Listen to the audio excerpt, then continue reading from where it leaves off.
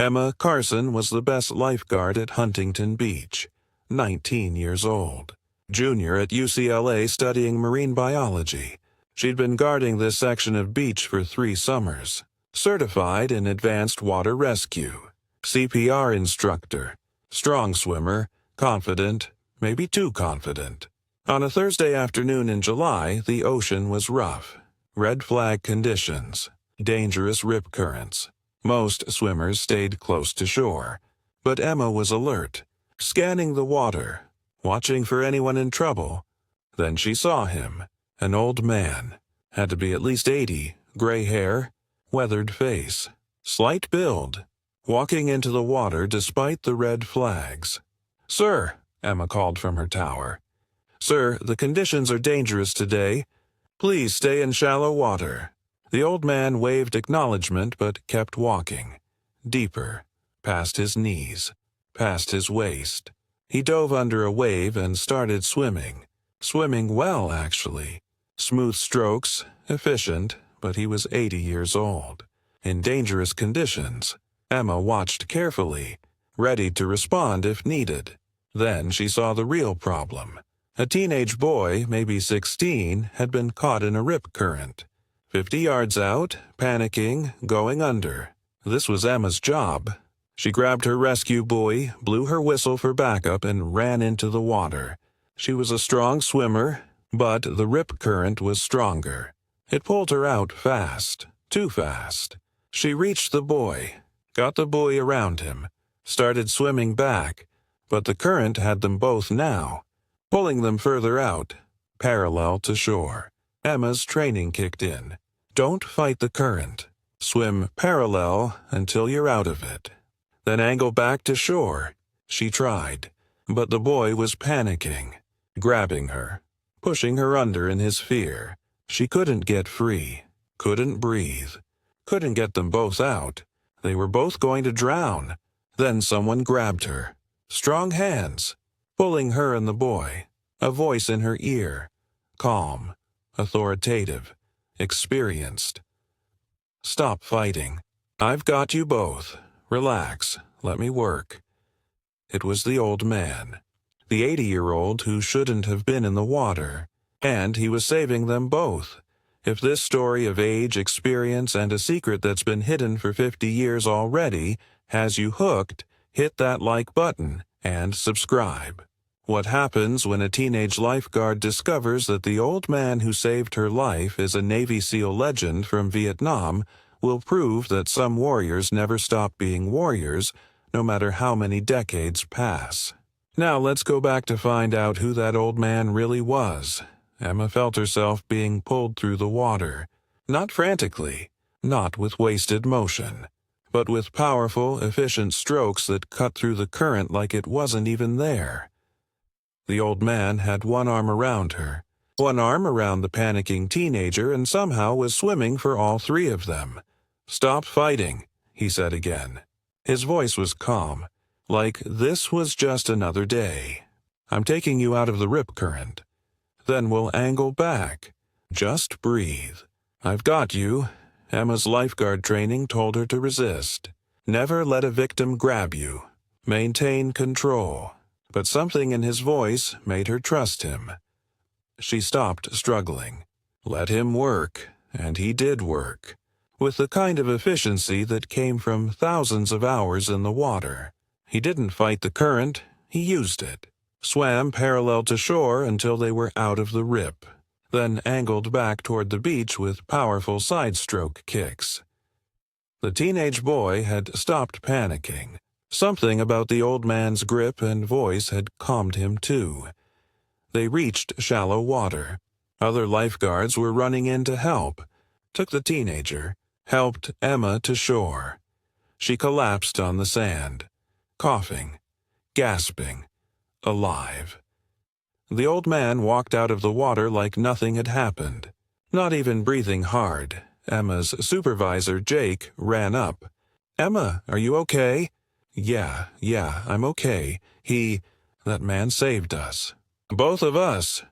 Jake looked at the old man who was calmly wringing out his shirt. "Sir, that was incredible. You're a strong swimmer." Used to be stronger, the old man said with a slight smile. Can we get your name? For our incident report. Thomas Reeves. But I'd rather not make a big deal out of this. Sir, you saved 2 lives. That's a big deal. The lifeguard did her job, got to the victim. I just helped out when things got complicated. No need for paperwork. Jake was about to argue, but something in the old man's demeanor suggested that arguing wouldn't accomplish anything. Emma stood up, walked over to Thomas Reeves. Thank you. I should have been able to handle it. That's my job. But I couldn't get us both out, and the ocean doesn't care about your age or your training, Thomas said. It's bigger than all of us. You did good. Got to the victim fast. Sometimes the water just wins. That's when you need backup. How did you know what to do?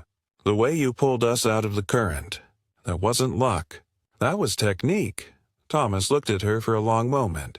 I've spent a lot of time in the water. You learn things. Where did you learn? Long time ago. Different life. He started to walk away. Wait, Emma called. At least let me buy you coffee or something. To say thank you properly, Thomas paused, then nodded. Okay, there's a place up the beach. Sandy's. Meet me there in an hour. After you've finished your shift. Emma found Thomas sitting at an outdoor table looking out at the ocean. He had a coffee in front of him. Black. Simple. She sat down across from him. Thank you again. For what you did. You already thanked me. I know. But I'm a lifeguard. It's my job to save people. Not to need saving. Especially not by... She trailed off. By an 80-year-old man. Thomas smiled. I get it. It's embarrassing. No, that's not what I meant. It's fine. I'd be embarrassed too at your age. The young lifeguard saved by the old guy. Doesn't fit the narrative. Emma laughed despite herself. Okay, maybe a little embarrassing. But mostly I'm just grateful. And curious. The way you moved in the water. That wasn't normal. Even for a good swimmer. That was something else. I told you. I've spent time in the water. Doing what? Thomas was quiet for a moment. You really want to know? Yes. I was a Navy SEAL, Vietnam, 1968 to 1972. Underwater demolition. Combat diving. Reconnaissance. I spent more time in the water than on land for 4 years. Emma stared at him. You're a SEAL? A real Navy SEAL? Was. Long time ago. How long ago? I left the service in 1972, 52 years ago. Emma did the math in her head. You're 80 years old, 81 next month, and you just saved 2 people from a rip current like it was nothing. It wasn't nothing. It was basic water rescue. The kind of thing I did 1,000 times in Vietnam, pulling wounded men out of rivers, recovering equipment from crashed helicopters in the ocean, swimming through combat zones with full gear. Today was easy by comparison, but that was 50 years ago. How are you still capable? Thomas smiled. The training stays with you. The muscle memory. I swim every day. Have since I was 20 years old, even when I was deployed, even when I retired. Every single day. Some people run. Some people lift weights. I swim. Keeps me alive. Emma looked at him with new eyes. Not an old man anymore. A warrior who'd spent decades in the water. Who'd trained at a level she couldn't imagine. What did you do in Vietnam? She asked quietly. Things I don't talk about. Things that are still classified. Things that wouldn't mean much to someone your age. He paused. But I can tell you what it was like. If you really want to know. I do. Thomas leaned back in his chair, eyes distant with memory. I was part of SEAL Team 1, operating in the Mekong Delta. Rivers, canals, rice paddies. The Viet Cong controlled most of the waterways. Our job was reconnaissance, ambushes, and prisoner snatches. We'd insert by boat in the middle of the night. Sometimes by helicopter. Sometimes we'd swim in. Swim in? Emma asked. We'd get dropped offshore. Sometimes miles offshore. Then we'd swim to the target. Underwater as much as possible. With full combat gear, weapons, demo, radio, everything sealed in waterproof bags. We'd swim for hours. Hours. Underwater? Not the whole time. But we'd use rebreathers when we needed to be silent and invisible. Surface only when necessary. The training at UDT school prepared us. Hell Week, they'd put us in the ocean in February. Freezing water.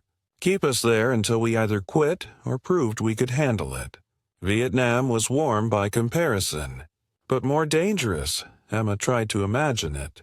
Swimming for miles in the dark, in enemy territory, with the weight of combat gear. I pulled 3 wounded teammates out of a river during an ambush in 1970, Thomas continued. We'd been hit hard. Viet Cong machine gun fire from both banks. Our insertion boat was destroyed. 5 guys wounded. 2 killed instantly. The rest of us in the water, taking fire, trying to survive.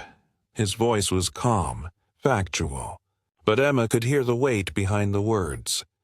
I went back 3 times. Pulled my guys to cover behind a destroyed sampan. Applied tourniquets in the water. Called for air support. Held them until the helicopters came, all while rounds were hitting the water around us. That's why you knew what to do today, Emma said. Pulling 2 people through the water. You've done it before. Under fire. Today was nothing compared to that. No one shooting at us. Just water. Water, I understand. Did they make it? Your teammates. 2 of them. The 3rd died before the helicopter arrived. Bled out despite everything I did. His name was Martinez. 23 years old. From Texas. Wanted to be a teacher when he got home. Thomas's voice was steady, but his eyes were distant. I think about him every time I swim. Every single time. They sat in silence for a moment. Why didn't you stay in? Emma asked. If you were that good, if you saved people, why leave? Because I'd had enough of death. 4 years of combat. Watching friends die, killing enemies who were sometimes just kids younger than you are now. It changes you, marks you. I left in 1972 and I never talked about it again. Built a different life. Normal life. Got married, had kids, worked construction. Retired, but I kept swimming. Every day, because the water is the only place I still feel like myself. Does your family know? About Vietnam? About being a SEAL? My wife did. She died 3 years ago. My kids know I was in the Navy. They don't know the details. Don't know about the missions. The combat. They just know I swim a lot. He smiled slightly. They think I'm just an old man with a hobby. But you're not. No, I'm a warrior who got old. There's a difference. Emma's phone buzzed. A text from Jake, her supervisor. Emma, I did some research on Thomas Reeves. You need to see this. Come back to the station, she showed Thomas. My supervisor did research on you. Thomas sighed. Of course he did. Everyone has Google now. No more quiet anonymity. What will he find? Depends how deep he looks.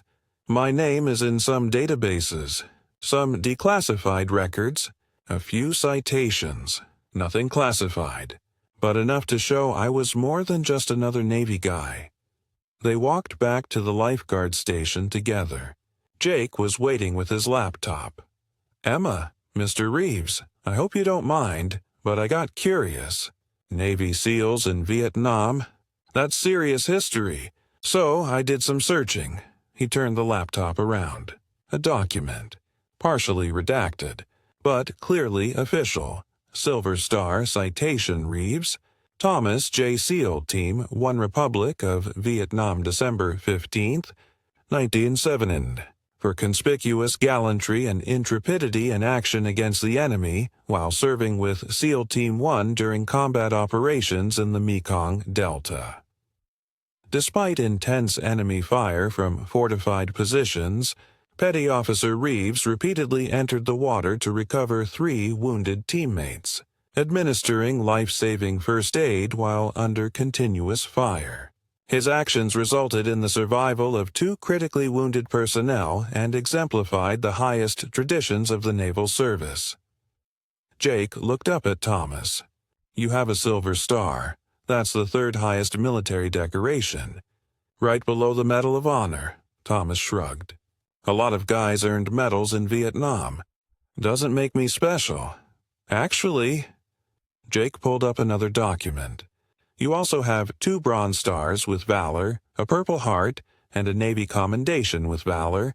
Mr. Reeves, you're one of the most decorated SEALs from that era who's still alive." Emma stared at Thomas. "You didn't mention any of that." "Because it doesn't matter. That was 50 years ago. I'm just an old guy who swims." "No," Jake said firmly. "You're a legitimate American hero who just saved 2 lives at 80 years old. Using skills you learned in combat. That matters." Thomas looked uncomfortable. "I'd appreciate if you didn't make a big deal out of this." "Too late," Emma said, showing him her phone. "Someone filmed the rescue. It's already on social media.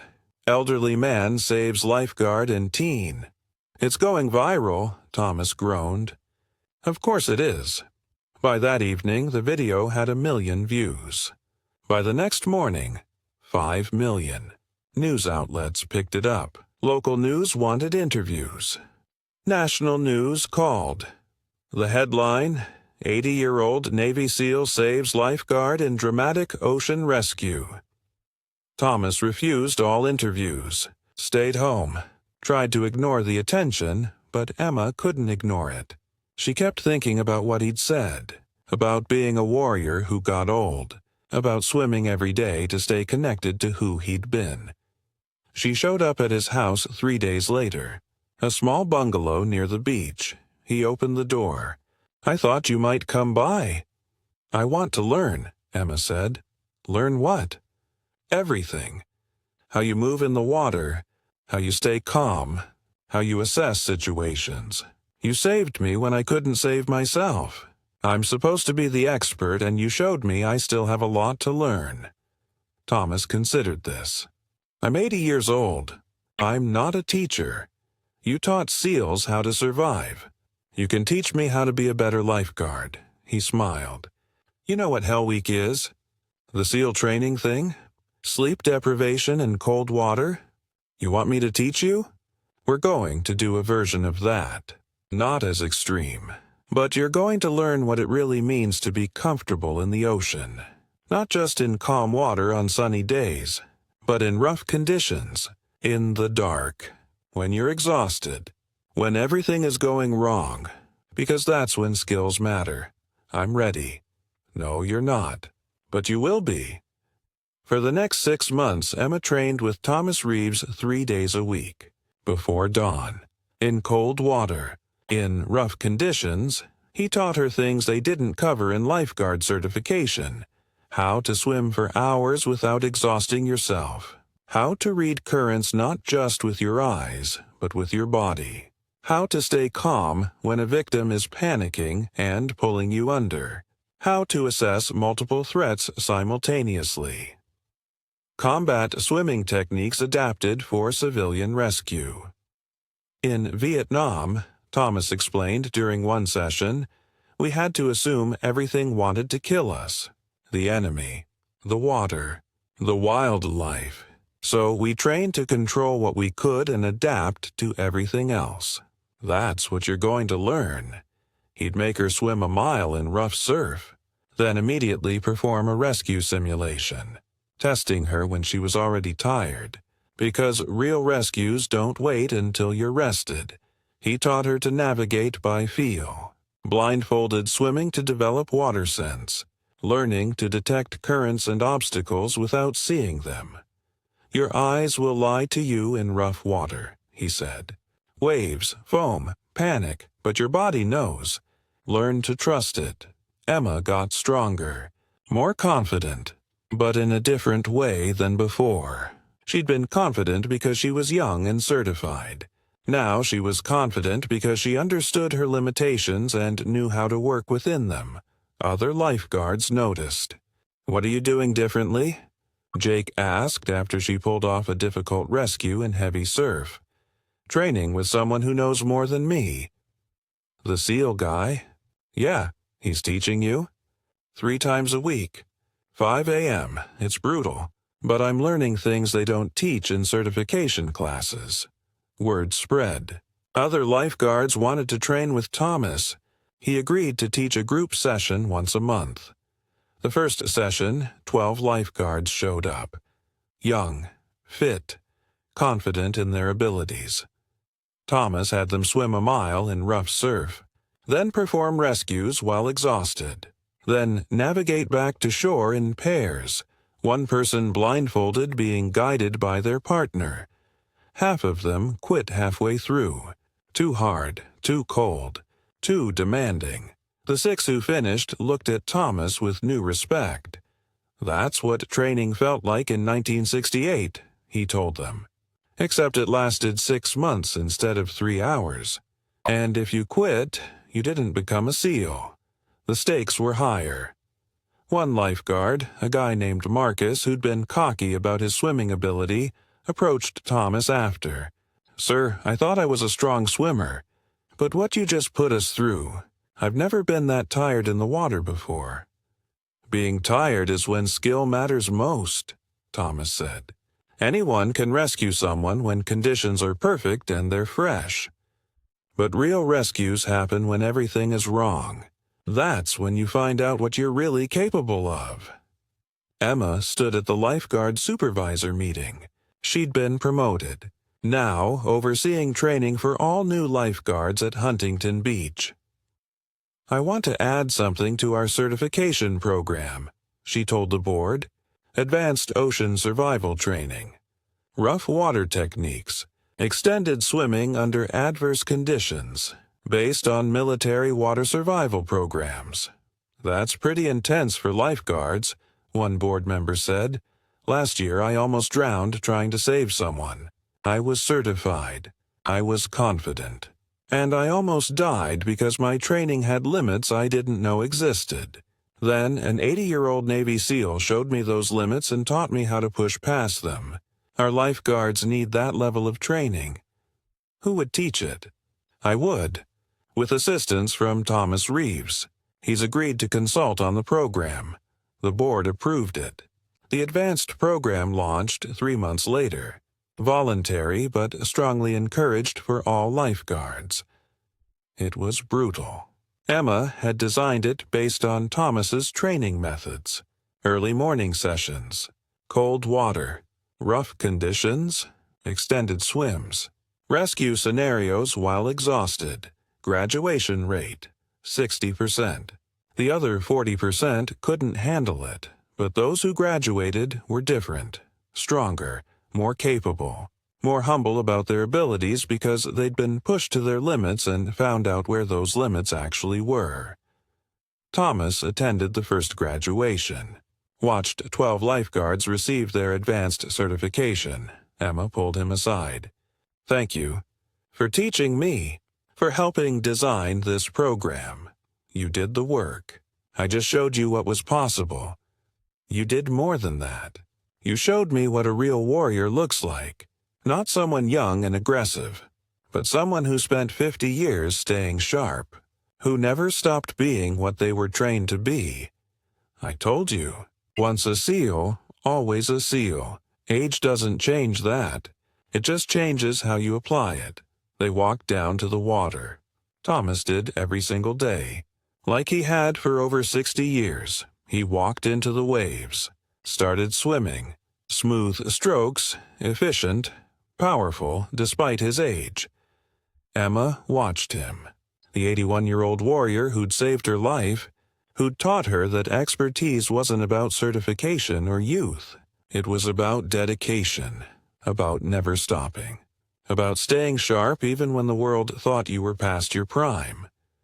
A tourist nearby saw Thomas swimming and said to his friend, "Look at that old guy. Brave going out in rough water at his age." Emma smiled. "That's not bravery. That's a Navy SEAL doing what Navy SEALs do. He's probably safer in that water than anywhere else on Earth." She grabbed her board and paddled out to join him. Student and teacher. 19 and 81. Both warriors in their own way. The ocean didn't care about age, only about skill. And Thomas Reeves had more skill than anyone Emma had ever met. 5 years after the rescue, Emma was head of lifeguard operations for the entire Orange County coast.